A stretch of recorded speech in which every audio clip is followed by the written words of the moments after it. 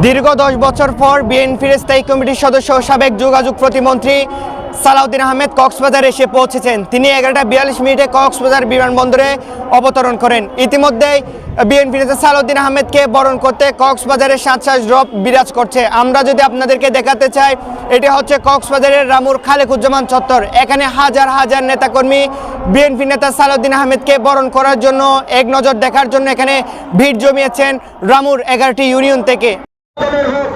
যদি মামলাতে অতীতের কোনো ঘটনাকে কেন্দ্র করে সত্যতা যাচাই করবেন, যারা জড়িত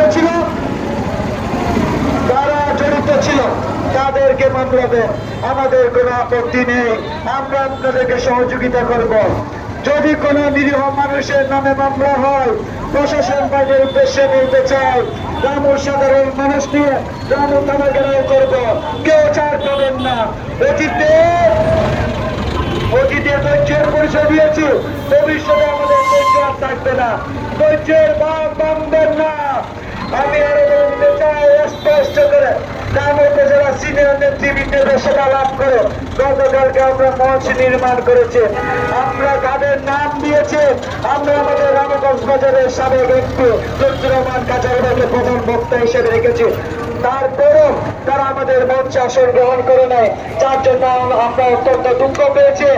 এই রামুর মানুষ বিরাট করছে।